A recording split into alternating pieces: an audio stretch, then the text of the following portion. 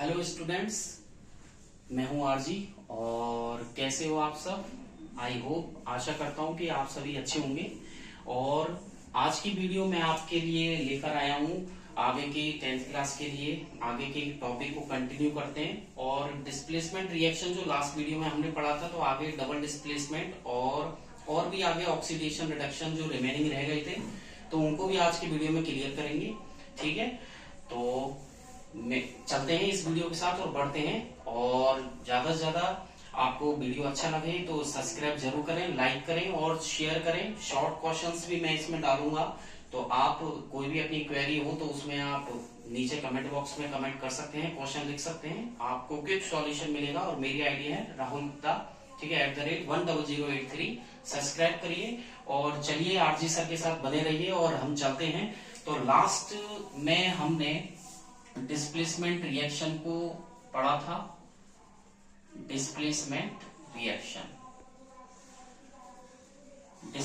Reaction को जैसा कि इसे विस्थापन अभिक्रिया के नाम से जानते हैं।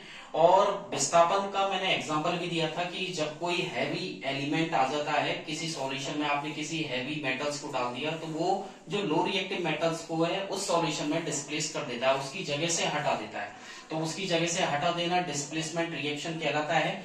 जैसे कि रिएक्शन भी मैंने आपको लास्ट वीडियो में मैं लेकर आया था कि the reaction in which high reactive element displaces the less reactive element from it salt solution is called displacement reaction.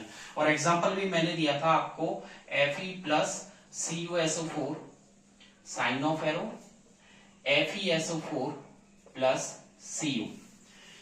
Iron एक मेटल है, सॉलिड है, इसको हमने कॉपर सल्फेट के एक्वस सॉल्यूशन में यहां डाल दिया है, तो क्या बना? FeSO4 फेरस सल्फेट, ये भी एक्वस है और यहाँ पर कॉपर सॉलिड है। तो आयरन को जैसे ही आप कॉपर सल्फेट के सॉल्यूशन में डालोगे तो क्या होगा? आयरन सल्फेट बनेगा और कॉपर को उसने डिस्प्लेस कर दिया। तो हम कह सकते हैं कि कॉपर सल्फेट में से, जैसे मैंने यहाँ पर ये कॉपर सल्फेट लिया, कॉपर सल्फेट के सॉल्यूशन में आपने आयरन फिलिंग्स को या आयरन को डाला, तो आयरन ने कॉपर को उसकी जगह से डिस्प्लेस कर दिया। तो हम क्या कह सकते हैं कि कॉपर से ज्यादा कौन रिएक्टिव है? आयरन है। और इस रिएक्टिविटी को याद करने के लिए बहुत इजी सा मैं आपको एक ट्रिक बताता हूं, इसे जरूर नोट कीजिएगा। तो ये कोई भी हैवी मेटल लो रिएक्टिव मेटल को डिस्प्लेस करती है, तो वो रिएक्टिविटी सीरीज के आधार पे करती है। तो आगे की तरफ हम चलते हैं, मैं आपको रिएक्टिविटी सीरीज भी बताता हूं। यहां पर हाई रिएक्टिव मेटल ने लो रिएक्टिव मेटल को अपनी जगह से डिस्प्लेस किया, तो ये एक लिस्ट है जिसे रिएक्टिविटी सीरीज के नाम से जानते हैं। तो इसे रिएक्टिविटी बोल सकते हैं या हम इसे एक्टिविटी सीरीज के नाम से भी बोल सकते हैं। तो रिएक्टिविटी या एक्टिविटी सीरीज ये एक ऐसी सीरीज है, एक ऐसी श्रृंखला है जिसमें मेटल्स को पोजीशन दी गई है, मेटल्स को रखा गया है। High reactive metal to low reactive metal को इसको प्लेस किया गया है। तो इसकी डेफिनेशन है, अगर एग्जाम में आ जाए, बोर्ड के एग्जाम में आ जाए और 1 नंबर का क्वेश्चन बनेगा यहां से कि व्हाट इज एक्टिविटी सीरीज या रिएक्टिविटी सीरीज, तो आप उसका आंसर सिंपल सा दे सकते हैं, the series in which high reactive metal to low reactive metal in decreasing order में उसको सेटल करना या अरेंज करना। तो the series in which, note कर लीजिएगा, यहां पे आप लिख लीजिएगा, the series in which arranged या arrangement of metals from high reactivity to low reactivity. Understand? तो सिंपल सी डेफिनेशन है 1 नंबर की कि the series in which arrangement of metals का अरेंजमेंट किया जाता है फ्रॉम हाई रिएक्टिविटी से लो रिएक्टिविटी की तरफ, यानी कि हाई से लो की तरफ डिक्रीजिंग ऑर्डर में चलेंगे। तो ये दूसरी डेफिनेशन ये भी बन सकती है कि the series in which the metals are arranged in decreasing order of their reactivity, कि धातुओं को उनकी क्रियाशीलता के आधार पे उच्च क्रम से निम्न क्रम की ओर व्यवस्थित किया जाता है, उसे रिएक्टिविटी सीरीज कहा जाता है। और रिएक्टिविटी सीरीज के लिए मैं आपके लिए एक ट्रिक लेकर आया हूं, तो उस ट्रिक को मैं डिस्क्रिप्शन बॉक्स में भी दे दूंगा, आप वहां से देख लीजिएगा और यहां पर भी आप नोट कर सकते हैं। तो ये ट्रिक है, तो ट्रिक है trick to learn reactivity series, trick to learn reactivity series. तो ट्रिक है आपके, नोट कीजिएगा। Please stop calling me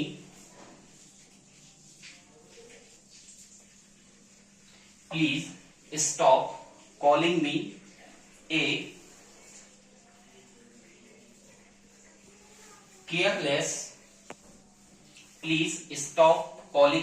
careless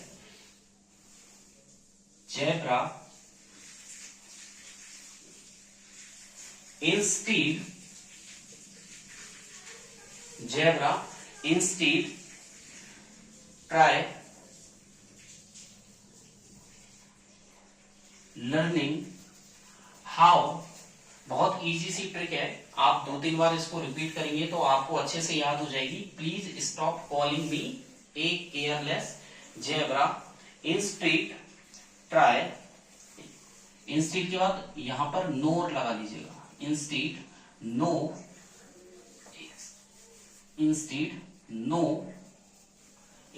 no try learning how copper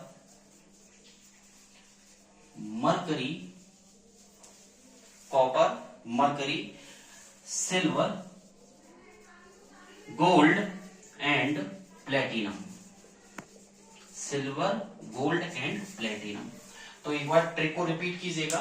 please stop calling me a careless zebra, instead no try learning how copper mercury silver gold and platinum. ये reactivity series को याद करने के लिए, इससे आपको ये पता लगेगा कि कौन सी मेटल किसके नीचे है या किसके ऊपर है, उनका ऑर्डर क्या है। तो प्लीज से देखो, यहां पर प्लीज से बना है पोटेशियम, क्या बनेगा पोटेशियम, तो पोटेशियम का सिंबल होता है के, ठीक है। स्टॉप से बनेगा सोडियम, क्या बनेगा सोडियम, और इसका सिंबल हो गया Na, ठीक है। फिर आगे कॉलिंग से यहां पर आपके कैल्शियम और इसका सिंबल हो गया Ca, तो प्लीज से पोटेशियम बना, स्टॉप से सोडियम, कॉलिंग से कैल्शियम बना है, ठीक है। और फिर यहां पर मी से मैग्नीशियम, सिंबल हो गया आपका Mg, ठीक है। यहां पर आपके तो पोटेशियम सोडियम कैल्शियम मैग्नीशियम, यहां पर ए से आपके एल्यूमिनियम और सिंबल हो गया आपका Al, ठीक है। फिर आगे चलते हैं, केयरलेस को आप यहां पर छोड़ दीजिएगा और जेब्रा से जो बनेगा वो आपके जिंक हो गया, ठीक है। यहां पर जिंक, सिंबल हो गया Zn। जेब्रा के बाद आगे चलते हैं, इंस्टेड से यहां पर तो potassium sodium calcium magnesium aluminium zinc के बाद यहां पर चलते हैं इंस्टेड, तो यहां पर आप इसको आयरन, क्योंकि आई से आई मैच कर गया, क्योंकि ये ट्रिक कुछ इस तरीके की है तो आपको हो सकता है अल्फाबेटिकली मैच करना पड़े, तो इंस्टेड से आयरन मैच कर यहां पर किया है, तो आयरन का सिंबल हो गया Fe। और फिर ट्राई से यहां बनता है टिन, और टिन का सिंबल यहां पर इसको स्टेनम बोलते हैं, स्टेनस, और यहां पर इसका सिंबल हो गया Sn, ठीक है। टिन के बाद आगे चलते हैं लर्निंग से यहां पर बना है लीड, और लीड का सिंबल हो गया Pb, इसका लैटिनम प्लम्बम है, तो ये लर्निंग से लीड बन गया, सिंबल हो गया Pb। और हाउस से यहां पर बन गया हाइड्रोजन, तो ये हो गया मिडिल आपका, यहां तक हम आ चुके हैं। तो एक बार रिपीट कर देते हैं, please stop calling me a careless zebra, instead no try learning how copper mercury silver gold and platinum. तो potassium sodium calcium magnesium aluminium zinc iron tin lead hydrogen, फिर यहां पर कॉपर डायरेक्ट है तो इसका सिंबल Cu, मरकरी हाइड्रोजीनम है, इसका symbol Hg, then silver का सिंबल यहां पर हो गया एजी। ठीक है, अर्जेंटम हो गया, इसका सिंबल हो गया एजी। गोल्ड औरम बोलते हैं, इसका सिंबल एयू। एंड प्लेटिनम, और इसका सिंबल हो गया पीटी। तो ये इजी सी ट्रिक बन गई, तो इसको नोट कीजिएगा। Potassium, sodium, calcium, magnesium, aluminium, zinc, iron, tin, lead, hydrogen, copper, mercury, silver, gold, platinum. तो यहाँ पर मैं जो मैंने हाइड्रोजन लिखा है इसको बॉक्स में बंद कर देता हूं, यहाँ पर स्टार लगा देता हूं, क्योंकि ये मिडल हो गया। और हाइड्रोजन से ऊपर जितनी भी है, जैसे कि पोटेशियम है, सोडियम है, कैल्शियम है, मैग्नीशियम है, एल्यूमिनियम है, आयरन है, जिंक है, टिन है, लीड है, ये सब हाईली रिएक्टिव मेटल्स है। और हाइड्रोजन के बाद में जो हमने लिखी है, कॉपर है, मरकरी है, सिल्वर, गोल्ड, प्लेटिनम, ये लो रिएक्टिव मेटल्स है। तो डिस्प्लेसमेंट रिएक्शन ये कहती है कि high reactive metals low reactive को उसके सॉल्ट सॉल्यूशन से डिस्प्लेस कर देता है। This is the displacement reaction. और डिस्प्लेसमेंट रिएक्शन के लिए हाई रिएक्टिव मेटल्स आपके हाइड्रोजन के ऊपर हो जाएंगी और नीचे वाली लो रिएक्टिव मेटल्स हो जाएंगी। आगे की तरफ चलते हैं, अपन डबल डिस्प्लेसमेंट रिएक्शन पर बढ़ते हैं। तो देखिएगा, डबल डिस्प्लेसमेंट रिएक्शन, जैसे कि डिस्प्लेसमेंट में आपने हाई रिएक्टिव मेटल को लो रिएक्टिव से, तो यहां पर सिंगल एटम का यानी कि एक एलिमेंट किसी सॉल्यूशन में डालने पर उसका डिस्प्लेसमेंट हो गया है। एक हाई रिएक्टिव मेटल ने लो रिएक्टिव को डिस्प्लेस किया है, तो डबल डिस्प्लेसमेंट में क्या होगा, डबल डिस्प्लेसमेंट, यहां लिख देते हैं डबल डिस्प्लेसमेंट रिएक्शन। इसे हिंदी में द्विविस्थापन अभिक्रिया के नाम से जाना जाता है। द्विविस्थापन अभिक्रिया, यहां पर ये ऐसी अभिक्रिया जिसमें दो एटम या ग्रुप ऑफ एटम आपस में रिप्लेस हो जाते हैं। जैसे कि मैं यहां पर एक सिंपल सा एग्जांपल लेता हूं, AB प्लस CD। मैंने यहां पर लिया है AB प्लस CD। तो यहाँ पर AB जो सॉल्यूशन है, इसमें दो रिएक्टेंट और यहाँ पर दो रिएक्टेंट है, यानी कि ग्रुप ऑफ एटम है, ये एक दूसरे से डिस्प्लेस हो जाएंगे।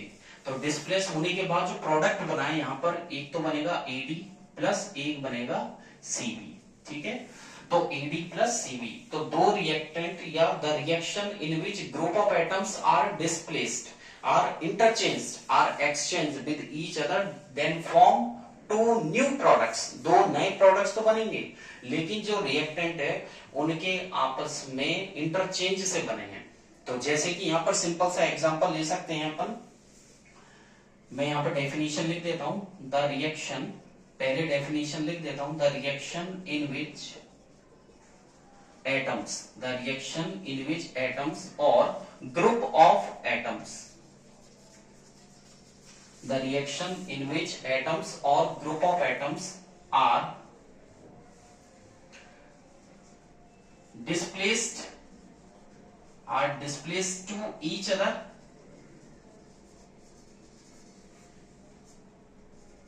and then formed two new products, understand, called double displacement reaction. Simple सी रिएक्शन है, एक नंबर का क्वेश्चन इससे भी बन सकता है, डबल डिस्प्लेसमेंट रिएक्शन। ठीक है, यानी कि ऐसी रिएक्शन जिसमें एटम्स और group of atoms are displaced with each other and then form two new products are called double displacement reaction. और जैसे कि AB प्लस CD है, तो इंटरचेंज हो गया AD प्लस CB। ठीक है, अब इसमें एग्जाम्पल भी है कि रिएक्शन के साथ एक एग्जाम्पल याद करना कंपलसरी है, दो कर सकते हैं बट मोस्टली एक ही एग्जाम्पल ही पूछता है, तो आप रिस्क ना लें, लेकिन दो रिएक्शंस को जरूर करें। तो हम ले लेते हैं यहाँ पर sodium sulphate Na2SO4 plus BaCl2, हम यहाँ पर ले रहे हैं Na2SO4 प्लस BaCl2। ठीक है, यहाँ पर मैंने ये एक्वस ले लिया, यहाँ पर ये मैंने एक्वस ले लिया, तो दो मैंने अलग अलग सॉल्यूशन ले लिए, इनको मिलाया तो क्या बना, यहाँ पर बनेगा आपके BaSO4 प्लस NaCl। ठीक है, तो यहाँ पर इसको बैलेंस कर लीजिएगा। सोडियम का यहाँ पर 2 एटम है और और कोई भी रिएक्टेंट में सोडियम नहीं है, और साइड में प्रोडक्ट में देखिए सिंगल एटम है, तो उसको बैलेंस करने के लिए 2 लगा दीजिए, क्योंकि केमिकल रिएक्शन कहती है कि हमेशा मुझे लिखा जाए तो बैलेंसिंग नंबर के साथ लिखा जाए, बैलेंस होना जरूरी है। This is the balanced chemical equation. और क्योंकि आप लोग 10th क्लास के एग्जाम देने वाले हैं, बोर्ड की एग्जाम, तो बैलेंस केमिकल रिएक्शन को ही लिखें तो ज्यादा बेटर रहेगा। मार्क्स डिडक्ट होने के चांसेस बिल्कुल नहीं रहेंगे। और कोई भी केमिकल इक्वेशन आप याद करें तो बैलेंस्ड ही याद करें। तो यहाँ पर सोडियम का 2 एटम है, यहाँ 2 लगा दिया है, और सल्फर 1 है, तो यहाँ पर भी सल्फर 1 एटम है, यहाँ पर 4 है, यहाँ पर ऑक्सीजन 4 है। फिर बेरियम के नीचे देखिएगा कुछ नहीं है तो 1 होता है, 1 मान लीजिए, यहाँ पर भी 1 है, और Cl2 का यहाँ पर 2 है, यहाँ पर हमने 2 लगा दिया। तो अगर कुछ नहीं है तो 1 मान के चले, और 1 को क्रॉस मल्टीप्लाई करें। यहाँ पर क्रॉस मल्टीप्लाई होता है, जो आगे नंबर लिखा गया है, तो 1 2 जा 2 हो गया। तो यहाँ पर क्लोरीन भी 2 बैलेंस हो गया, बेरियम भी बैलेंस हो गया, और सल्फर भी, ऑक्सीजन भी, सोडियम भी बैलेंस हो गया। ठीक है, यहाँ पर ये एक्वस, इसकी फिजिकल कंडीशन बता दीजिए, और नाम है इसका सोडियम सल्फेट। यहाँ पर नाम बोर्ड की एग्जाम में जब कोई रिएक्शन आए तो सारे 10th क्लास के बच्चे जो भी रिएक्शन आए तो वहां पर उस सॉल्यूशन का नाम जो भी आपने लिया है उसका नाम जरूर मेंशन कर दें। इससे रिस्क नहीं रहेगी कि करने के चांसेस मार्क्स के रह जाते हैं कई बार, लेकिन केमिकल रिएक्शन को उसके नेम से क्लैरिफाई जरूर कर दें। सोडियम सल्फेट, यहाँ पर इसके नीचे लिख दें बेरियम क्लोराइड। क्या लिखोगे? Barium chloride. प्रोडक्ट में आ जाइए तो इसका नाम है बेरियम सल्फेट। क्या है? Barium sulphate. देन इसका नाम है सोडियम क्लोराइड। अंडरस्टैंड? तो देखिए सोडियम सल्फेट को जब बेरियम क्लोराइड के साथ मिलाया गया तो जो प्रोडक्ट निकल कर आए वो है बेरियम सल्फेट और सोडियम क्लोराइड। ठीक है, एक एग्जांपल तो आपके ये हो जाएगा। दूसरा आप एग्जांपल ले सकते हैं, यहां पर सिंपल सा एग्जांपल ले सकते हैं। दूसरा NaOH प्लस HCl। ठीक है, NaOH प्लस HCl, यहां पर इन्हें एक्वस ले सकते हो आप, और यहां पर ये बनेगा NaCl प्लस H2। ठीक है, तो देखिए सोडियम हाइड्रोक्साइड और HCl को मिलाया गया तो NaCl और H2O बना, सॉल्ट एंड वाटर। ये रिएक्शन डबल डिस्प्लेसमेंट में भी चलेगी, आपके डबल डिस्प्लेसमेंट भी कहलाएगी, और साथ में ये न्यूट्रलाइजेशन रिएक्शन भी है, यानी कि हिंदी में बोले तो उदासीनीकरण अभिक्रिया भी है। तो ये डबल डिस्प्लेसमेंट और न्यूट्रलाइजेशन दोनों में ये रिएक्शन कॉमन है। तो आप यदि न्यूट्रलाइजेशन रिएक्शन का क्वेश्चन आए तो वहां पर भी आप इस रिएक्शन को लिख सकते हैं विद नेम सोडियम हाइड्रोक्साइड, इसके नीचे हाइड्रोजन क्लोराइड, ये है सॉल्ट देन वाटर। ठीक है, ये एक्वस इसके नीचे कर दीजिएगा। ठीक है, और यहां पर ये दोनों रिएक्शन होने के बाद, ठीक है, इन रिएक्शंस को मैं डिस्क्रिप्शन बॉक्स में दे दूंगा, वहां से भी आप रीड कर सकते हैं। ठीक है, आगे की तरफ बढ़ते हैं। डबल डिस्प्लेसमेंट के बाद आते हैं, फिर आपके रिएक्शन आती है न्यूट्रलाइजेशन रिएक्शन। ठीक है, इसका एक प्रैक्टिकल भी है आपके, और 10th क्लास के बच्चों से मैं कहना चाहूंगा कि लास्ट ईयर जब 2024 का जो बोर्ड का पेपर आया था तो उसमें एक्टिविटीज बेस्ड पेपर आया था। उसमें एक्टिविटी में से कि जैसे बर्निंग ऑफ मैग्नीशियम रिबन का डायग्राम आ चुका था, तो हो सकता है मे बी आप एक्टिविटीज को अंडर एस्टिमेट ना करें, इग्नोर ना करें, एक्टिविटीज को भी एक बार देख लें। ठीक है, उनके लिए भी मैं एक वीडियो लेकर आऊंगा नेक्स्ट में, तो आप वहां से भी मेरे चैनल को सब्सक्राइब करके वहां से भी आप उसे लर्न कर सकते हैं, सीख सकते हैं, समझ सकते हैं। तो आगे चलते हैं, नेक्स्ट रिएक्शन पे आते हैं, न्यूट्रलाइजेशन रिएक्शन। न्यूट्रलाइजेशन रिएक्शन, इसे हिंदी में उदासीनीकरण अभिक्रिया कहा जाता है। ठीक है, उदासीनीकरण अभिक्रिया। तो न्यूट्रलाइजेशन रिएक्शन ये कहती है कि जब किसी एसिड को बेस के साथ मिलाया जाए, when acids react with base, मिलाया जाए वह उससे रिएक्ट करेगा, देन सॉल्ट एंड वाटर बने। सॉल्ट और वाटर बन जाए प्रोडक्ट के तौर पे, तो वो न्यूट्रलाइजेशन रिएक्शन कहलाएगी। तो सिंपल सी रिएक्शन है, एक नंबर का क्वेश्चन है कि डिफाइन न्यूट्रलाइजेशन रिएक्शन, और बोर्ड में आ भी सकता है कि डिफाइन न्यूट्रलाइजेशन रिएक्शन। तो आपको लिखना है the reaction in which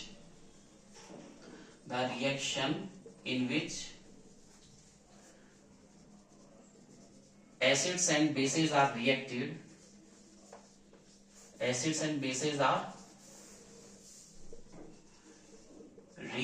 to each other,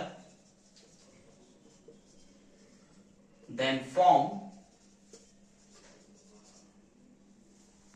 salts and water। यानी कि जब कोई अम्ल और क्षार आपस में अभिक्रिया करता है तो उत्पाद के तौर पे लवण और वाटर बनते हैं। तो the reaction in which acid and bases are reacted to each other then form salts and water. और सिंपल सा एग्जांपल है, सिंपल सी रिएक्शन है, अभी अभी बताई थी मैंने। आप HCl और NaOH, ठीक है, यह है हाइड्रोक्लोरिक एसिड और यह है बेस आपके, इनको रिएक्ट करवाओगे तो क्या बनेगा, सॉल्ट प्लस वाटर। यहां पर ये जो सॉल्ट बना है ये कॉमन सॉल्ट है। बाई चांस इस रिएक्शन में ये कॉमन सॉल्ट बना है, यदि आप दूसरा एसिड कोई लेते हैं, मान लीजिए मैं लेता हूं H2SO4, ठीक है, और मैंने यहां ले लिया NaOH, बेस को मैंने सेम रखा है, मैंने एसिड चेंज कर दिया है, यहां पर सल्फ्यूरिक एसिड लिया और बेस, तो दोनों को आपस में रिएक्ट करेंगे तो क्या बनेगा यहां पर Na2SO4, क्या बनेगा, सोडियम सल्फेट, ठीक है, प्लस यहां पर वाटर बनेगा। अगर कोई स्टूडेंट कहता है सर कि रिएक्शन में हम कई बार प्रोडक्ट्स के बारे में क्लैरिफाई नहीं होते कि प्रोडक्ट्स गलत बन जाते हैं, बैलेंस ही गलत लग जाती है, तो इसका सीधा सा फंडा ये है, सीधा सा आप यहाँ पर इसको डिवाइड कर दें कटायन और अनायन में। किस में डिवाइड कर दें, कटायन अनायन। और आपको पता है कोई भी कंपाउंड बनता है तो वो दो तरीके के आयन से मिलकर बना है, कटायन और अनायन से, ठीक है।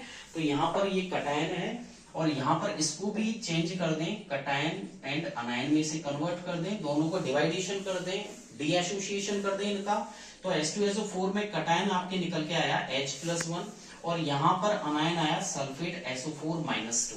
ये मैं आपको इसलिए बता रहा हूँ, इससे ये होगा कि अगर आपको रिएक्टेंट पता है तो प्रोडक्ट को बनाने में आपको कोई भी हेजिटेशन नहीं होगा, कोई भी गलती नहीं होगी, बिल्कुल 100% सही बनेगा।